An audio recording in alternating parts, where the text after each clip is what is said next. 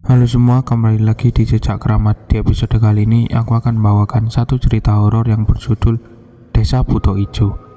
Sebelum masuk ceritanya, tekan tombol like dan subscribe dulu biar kalian tidak ketinggalan cerita-cerita lainnya. Oke, kita langsung saja ke ceritanya. Seluruh nama dan tempat ini kami samarkan untuk menjaga privasi. Kejadian ini bermula di pertengahan tahun 2015. Di mana waktu itu kampus kami yang berada di ibu kota terbesar kedua sedang melaksanakan program KKN di salah satu desa di kaki Gunung G, Kabupaten M. Sebut saja nama saya Atik, bersama 7 teman saya, Dia, Wulan, Ika, Riko, Fajar, Dayat, dan Probo. Kami berangkat dari hingar-bingar gemerlap kota menuju ke suatu desa tempat kami mengabdi selama 21 hari lamanya. Perjalanan kami tempuh selama 3 jam dengan menggunakan sepeda motor. Dalam perjalanan menuju desa tempat kami KKN, kami disuguhkan pemandangan gunung-gunung dan perbukitan yang terhampar luas dan indah. Tak lupa pula kami berfoto-foto sebentar untuk mengabadikan momen. Setelah bertanya-tanya kepada penduduk sekitar, akhirnya kami akan memasuki desa. Desa ini lumayan terpelosok. Butuh waktu sekitar 15 menit naik motor dari desa terdekat dan 30 menit untuk akses ke jalan raya. Gerbang desa yang sudah ditumbuhi lumut menyapa kedatangan kami. Sekilas tampak tak ada bedanya desa ini dengan desa-desa yang lain. Bila diperhatikan ketika siang hari, penduduknya beraktivitas seperti biasa. Suasana juga asri. Hanya saja, walaupun terpelosok, rumah-rumah di desa ini cenderung bagus bila dibandingkan rumah warga desa sebelah. Setelah memasuki desa, kami berhenti di balai desa. Tampak sepi. Kulihat jam tangan menunjukkan jam 3 sore. Mungkin para perangkat sudah pada pulang. Sampai tiba-tiba kami dipanggil seorang wanita yang keluar dari ruangan bertuliskan Dharma Wanita. Loh, sudah sampai. Beliau adalah Bu Lurah, orang paling dihormati di desa ini. Setelah saling memperkenalkan diri, kami diajak ke rumah beliau. Monggo mas, mbak, ikut ke rumah saya.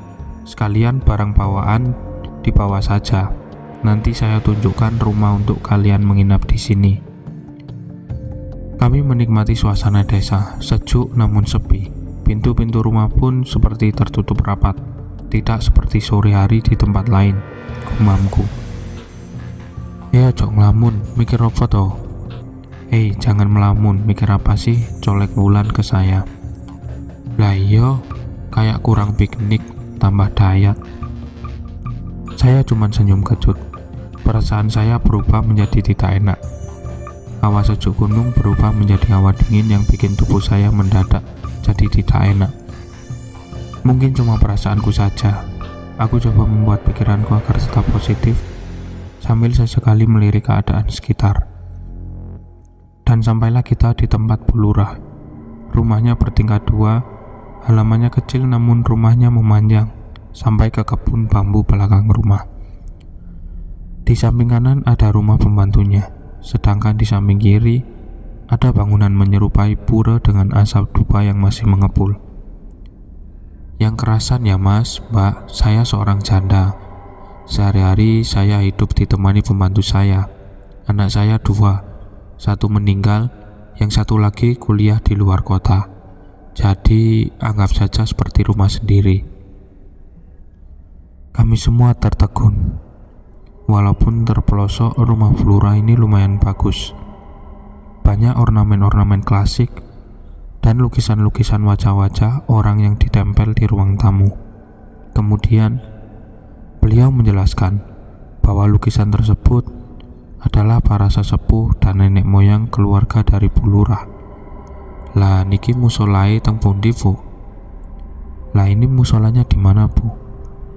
Musola ada di ujung gapura desa mas. Kalau kejauhan bisa sholat di kamar belakang dekat pintu dapur saja ya. Nanti biar pembantu saya yang menyiapkan. Untuk pembagian kamar, cewek tidur di kamar atas, sedangkan yang cowok di rumah pembantu saya. Mungkin ada pertanyaan, Kami semua kompak mengiyakan, mengingat kami adalah tamu dan hari juga mulai petang. Ya sudah, Mbok Yem, yang cowok tolong diantar, dan untuk cewek mari saya antar ke atas. Kami berpencar rumah, membersihkan diri, menata kamar, dan kemudian bersiap untuk ibadah sholat maghrib. Adzan maghrib menggema begitu pelan. Para laki-laki kami lihat sudah memakai sarung dan berjalan menuju surau. Sementara untuk cewek, kami sepakat untuk ibadah di rumah saja. Ayo sholat, ujarku. Budal loro-loro sik, gantian, cekak bek kamare. Dua-dua saja, biar kamarnya nggak penuh. Akhirnya saya dan Ika yang turun untuk sholat duluan. Oh iya, kamar mandi dan tempat wudhu berada di luar rumah, sedangkan untuk toilet berada di sebelah kamar mandi membelakangi barongan hutan bambu.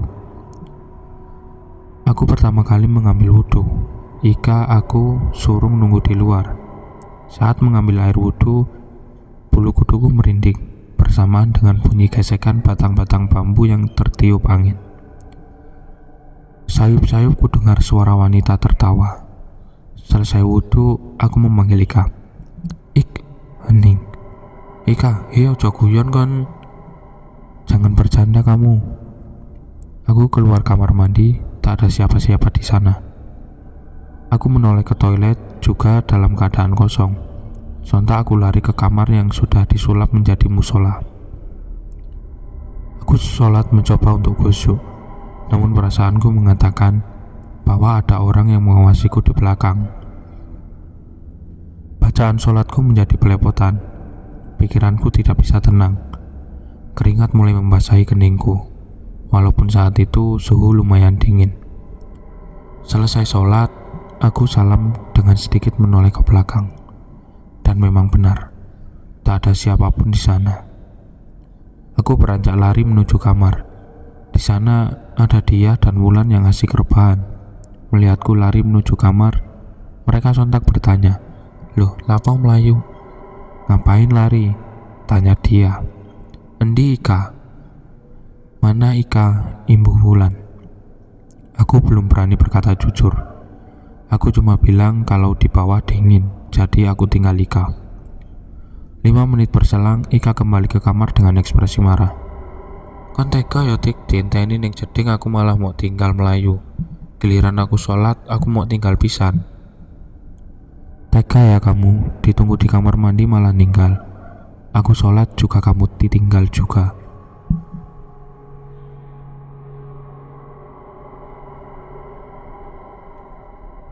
Lah, perasaan tadi aku gak lihat dia di kamar mandi dan musola. Akhirnya daripada ribut dan membuat mereka takut, aku pun minta maaf dengan membuat alasan aku kedinginan. "Ya menimben iku kondo, ojo main ilang ae."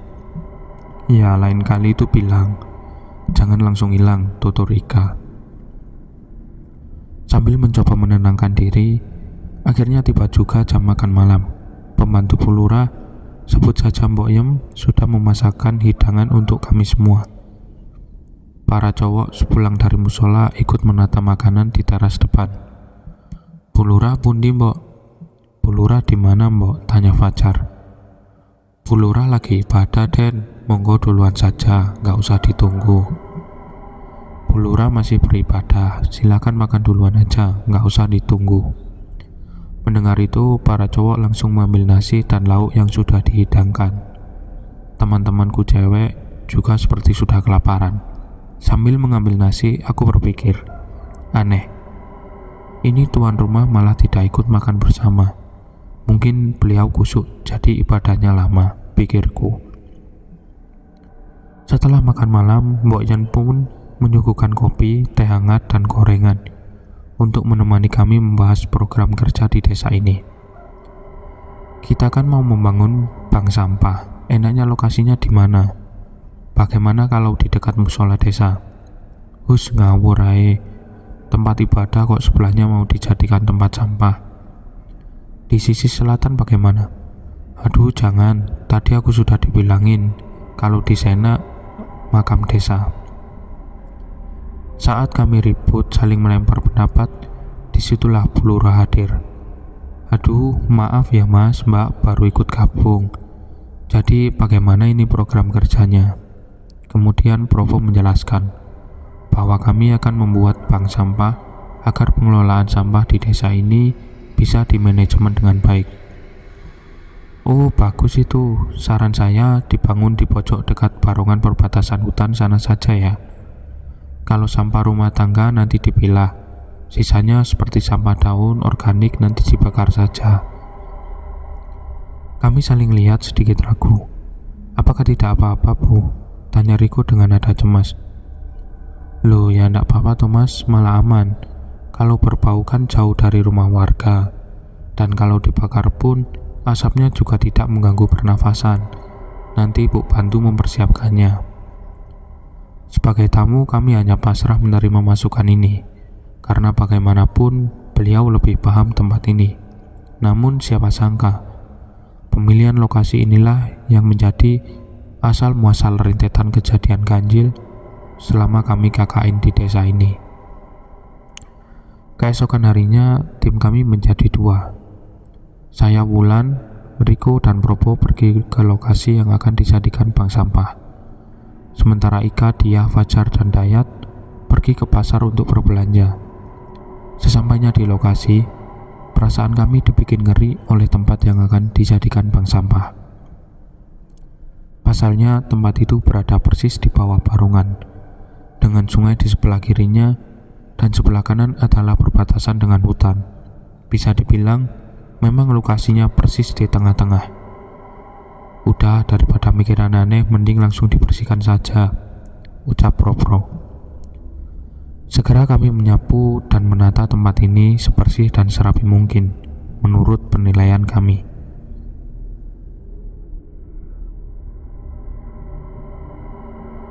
Saat kami beristirahat, kami melihat orang yang tengah hendak pergi ke hutan. Wulan pun menyapa, Pak. Orang itu berhenti melihat ke arah kami. Sorot matanya sayu, namun tak berucap sepatah kata pun. Ketika ia ingin berangkat, ia melihat ke arah kami semua sambil menggelengkan kepalanya. Kemudian beliau melanjutkan perjalanannya. Sombong sekali, disapa malah diem aja, ucap Riko. Hus, jangan gitu, gak baik membicarakan orang desa, ujarku. Meskipun aku sendiri setuju dengan Riko perihal sikap dari bapak tadi. Seolah beliau memberikan sebuah pesan yang saat itu kami belum bisa menerjemahkannya. Kemudian dari jauh, samar kami melihat teman-teman kami telah kembali dari pasar. Mereka rupanya didampingi oleh seorang tukang yang ternyata utusan dari Bu Lurah untuk membantu program kerja kami. Saat akan mendirikan bambu, beliau berkata, "Yakin tak Dek ini? Yakin di sini?"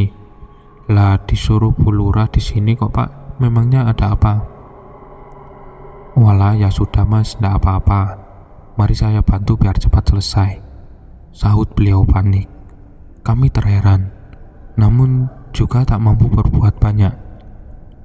Singkat cerita, jadilah bangunan kecil yang akan dipakai menengadah sampah.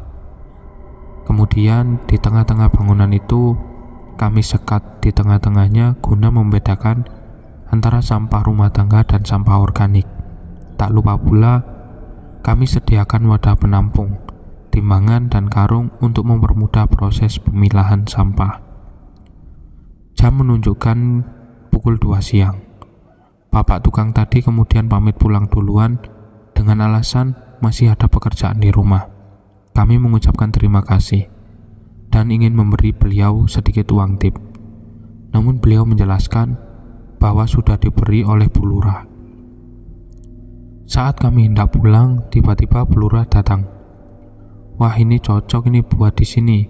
Pasti suka kalau ada rame-rame di sini. Suka? Rame-rame? Maksudnya? Rame-rame pripun ya Bu? Rame-rame bagaimana ya Bu? Tanya Dayat. Ya rame Thomas, di sini jadi tidak kosong. Nanti juga biar warga bisa belajar memilah sampah. Biar warga itu ndak buang sampah sembarangan lagi. ucap Lurah sedikit tergopoh-gopoh. Aku dan Probo saling lirik. Rupanya dia merasakan juga apa yang kurasakan, bahwa ada sesuatu yang janggal di sini. Ya sudah, kalau udah rampung, ayo balik ke rumah. Simbok sudah masak loh. Nak Wulan sama dia bisa bicara dengan ibu sebentar? Nggih bu, ucap mereka serempak. Kalian duluan saja, nanti ibu nyusul. Kami pun berjalan menuju rumah Bu Lurah. Dan seperti kemarin sore, ketika kami datang ke sini, tidak ada aktivitas pun yang terjadi di luar rumah. Semua rumah sudah tertutup rapat. Bahkan tak ada anak-anak main di luar rumah. Hening sekali. Yang menemani langkah suara kaki kami hanyalah banyolan dari Riko dan Probo, ditemani desiran angin yang membuat suara bambu bergesekan. Sekedar informasi, bahwa desa tempat kami KKN dikelilingi oleh rimbunnya pohon bambu, dari Gapura sampai batas hutan, seperti dibentengi bambu. Sesampainya di rumah, para pria langsung bergegas mandi, sementara aku dan Ika membantu Mbok Yem menata makanan di teras.